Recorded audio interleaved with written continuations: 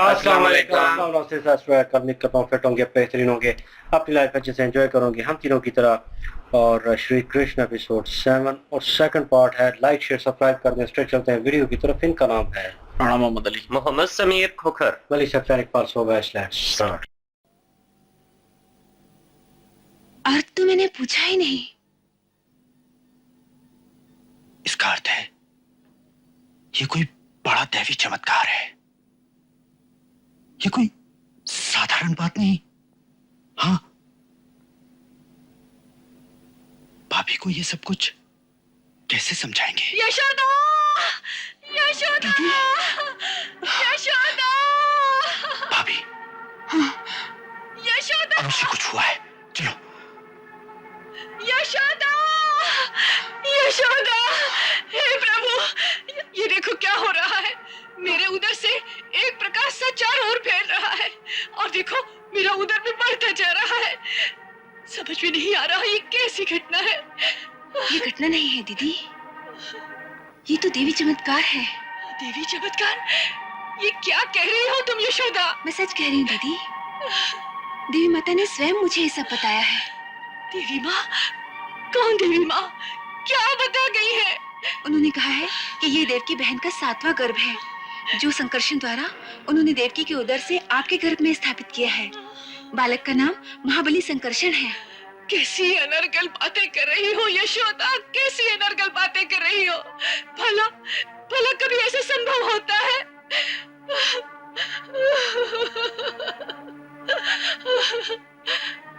ईश्वर की इच्छा के आगे कुछ भी असंभव नहीं है भाभी।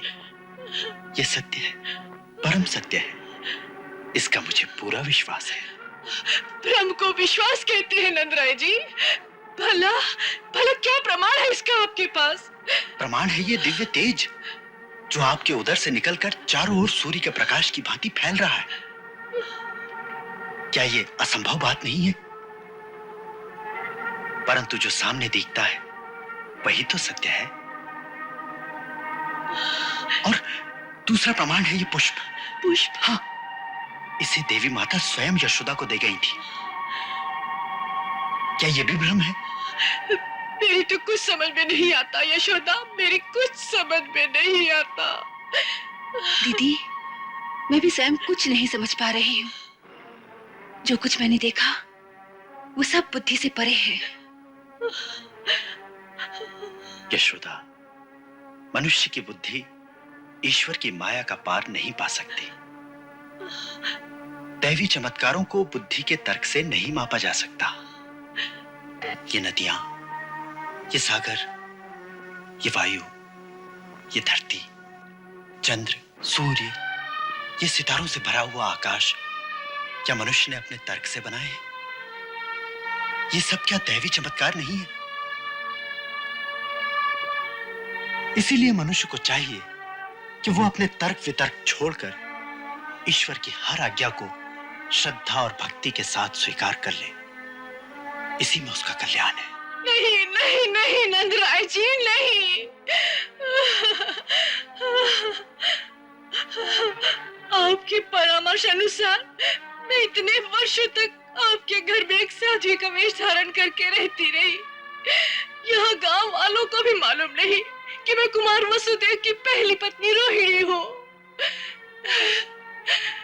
ऐसी अवस्था में ये समस्या कितनी विकट है, हम सबकी कितनी निंदा हो सकती है। तनिक सोचिए, कौन मानेगा कि ये देवी चमत्कार है नंदराय जी? कौन मानेगा?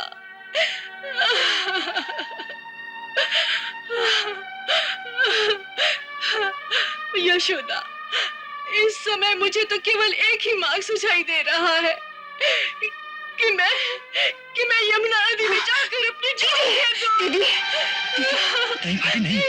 नहीं नहीं नहीं भाभी, नहीं।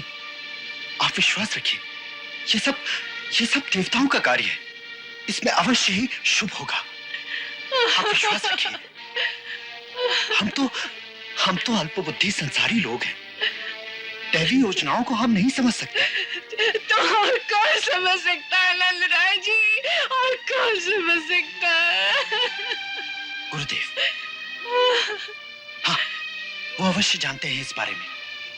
हमारे कुलगुरु शांडिल्य साक्षात देवता हैं। वो दिव्य दृष्टि से देखकर सब कुछ बता सकते हैं।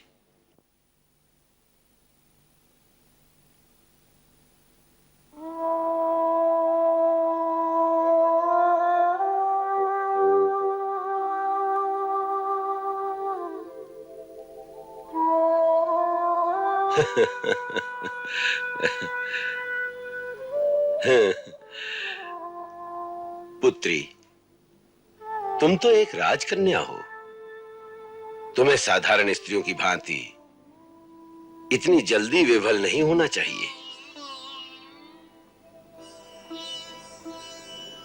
तुम्हारी ओर देखता हूं तो निंदा करने की जगह मेरा हृदय बरबस तुम्हें प्रणाम करने को चाह रहा है। इसलिए अवश्य कोई परम दैवी शक्ति है जो तुम्हें मातृत्व का गौरव प्रदान करने के लिए आई है। तुम्हारे शरीर से कोई दिव्य कांति छलक रही है, जैसे कोई सूर्य को एक घट में बंद कर दे। परंतु गुरुदेव, आप तो दिव्य दृष्टि से देखकर बता सकते हैं कि इन सब चमत्कारों का रहस्य क्या है।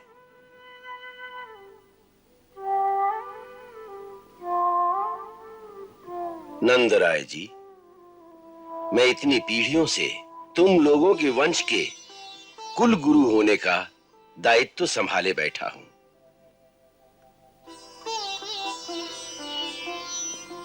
इसलिए मैं ये तो कह सकता हूं कि माता भगवती ने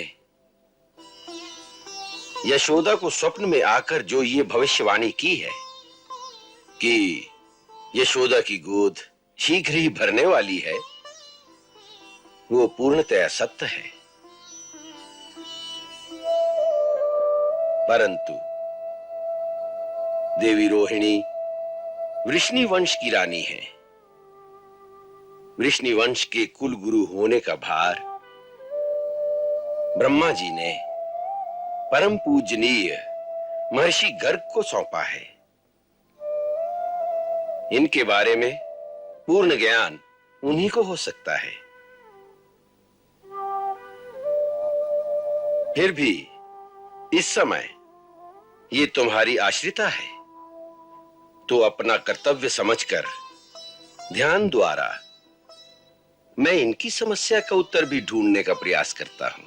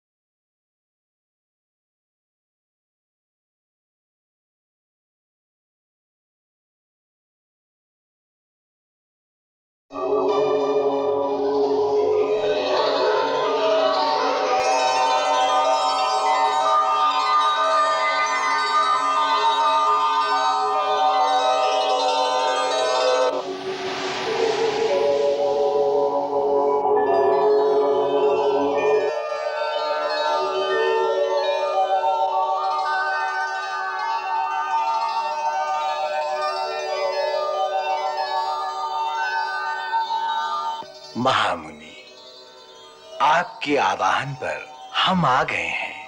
कहिए, क्या समस्या है? समस्या तो बड़ी विचित्र है ऋषिवर।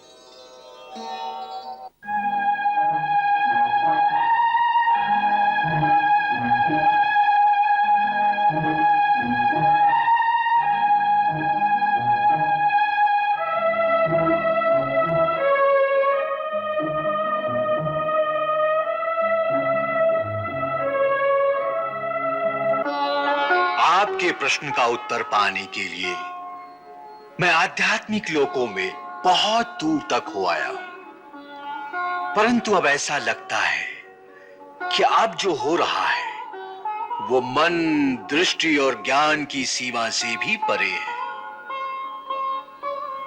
ये क्यों हो रहा है, क्या होगा और कैसे होगा, इसके बारे में कोई भविष्यवाणी नहीं की जा सकती। परंतु भगवान, आप तो स्वयं ब्रह्मा जी के पुत्र हैं।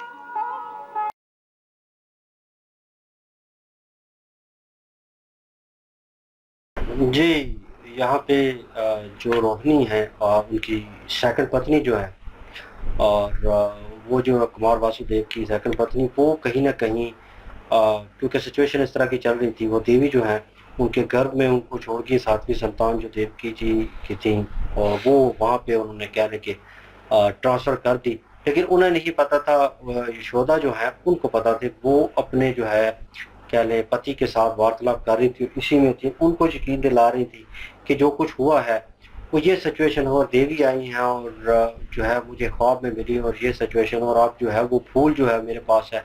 सारी कहानी उन्हें बता चुकी थी, और अब जो है वो सारा ध्यान जो है उनका जो रोहिणी है उनकी तरफ होना था।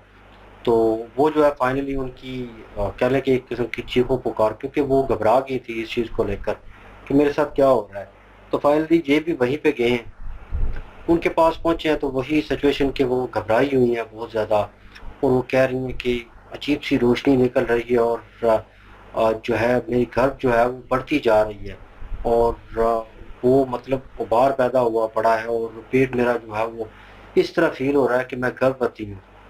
तो वो जो है यशोदा जो है वो उन्हें बता रही है कि बाकी ये जो है आप घबराएं नहीं, ये ऐसे हुआ। वो पूरी कहानी जो है उन्हें बता रही है कि किस तरह देवी उनके ख्वाब में आई और उन्होंने जो है उनको कह लें कि इस चीज़ से जो है नवाजा एक किस्म का। वो उन्होंने ये भी बता दिया कि देवकी जी जो है उनकी संतान है सातवीं, और उनका नाम भी उन्होंने मतलब बलराम जी होंगे हम ये, तो वो जो है उनका नाम मेंशन किया, मादर मैं भूल गया हूँ।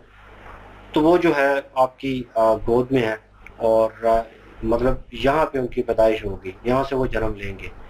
तो अब उनको समझ नहीं आ रही, और वो ज़ाहिरी बात है, और वो जो है अपने पति से कुमार वासुदेव से इतने अरसे से दूर हैं, और वो इनके पास रह रहे हैं, यशोदा जो है और उनके वो जो पति हैं नंद राय नंद राय जी है ना, वो इनके देवर है ना, देवर्स। वसुदेव जी के वो भाई हैं मेरे ख्याल में। तो वो उनके घर पे रह रही हैं, इसलिए वो डरी हुई हैं कि ये ना कि गांव वालों को मनाना जो है बड़ा मुश्किल हो जाएगा कि यहाँ पे पुत्र जो है वो कैसे मुमकिन है। तो वो इस समस्या को लेकर अपने गुरुजी के पास पहुंचे। अब गुरुजी इसका समाधान जो है वो करेंगे अवश्य। राजघराने से उनका ताल्लुक है, जाहिर सी बात है, निंदा जो है उसकी बड़ी फिक्र होती है, और लज्जा का सामना करना कोई इतना आसान काम तो है नहीं है। लेकिन उनको बड़े अच्छे तरीके से यहाँ पे समझाया जाएगा कि ये देवताओं का चमत्कार है, तो आप इस चीज को कबूल करिए, इसका समाधान भी वो जरूर करेंगे। लेकिन यहाँ पे यशोदा मैया के माध्यम से जो चीजें योग देवी के द्वारा बताई गई थी वो तो उन्होंने बताई हैं रुक्मणी जी जो हैं उनको, रोहिणी जी को। लेकिन ये है कि रोहिणी जी जो हैं उनकी चिंता जो है उनके मन में जो विचलता है वो नहीं खत्म हो रही। इन सब चीजों को मद्देनजर रखते हुए उनको गुरुजी के पास लाया गया है। अब गुरुजी जो हैं वो अपने एक बड़े ही कह लें कि उनके गुरु भी हो सकते हैं और मुनि भी हैं, जिनको उन्होंने बुलाया है और उनके साथ वो इस समस्या को शेयर करने लगे हैं कि इसका हल जो है वो क्या होना चाहिए। लेकिन उनको भी समझ नहीं आ रही अभी तक, क्योंकि इसकी कोई पेशन कोई जो है पहले से नहीं की गई भिजवानी, तो इसलिए जो है उनको भी कुछ समझ नहीं आ रही। लेकिन कोई ना कोई हल निकालेंगे। और रोहिणी जी का भी जो है वो डर जो है, वो जो एक खौफ है, वो भी जायज है अपनी जगह, कि सारे क्या कहेंगे, कि वो सबको पता भी नहीं है कि ये वसुदेव जी की जो है वो पहली पत्नी है, तो इसलिए कोई इल्ज़ाम ना लग जाए, कोई तोहमतें ना लगे, फिर लोगों का सामना कैसे करना है, वही बात पिछले पार्ट में भी हमने बोली थी। तो ये चीज़ का भी एक खतरा है। और अपना बहरहाल वो अब समझ जाएगी, जब ये ऋषि मुनि जो हैं ये उनको समझाएंगे, एक्सेप्ट तो वो कर लेंगी।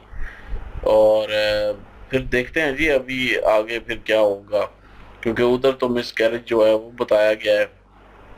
तो अब वो क्या करता है, क्या नाम है, कंस, वो भी आगे देखते हैं। बिल्कुल जी, नेक्स्ट पार्ट पे चलते हैं। लाइक शेयर सब्सक्राइब कर दीजिएगा। इंशाल्लाह मिलते हैं नेक्स्ट वीडियो में। अपना ख्याल रखिएगा, दुआ में याद रखिएगा। तब तक के लिए अल्लाह हाफिज।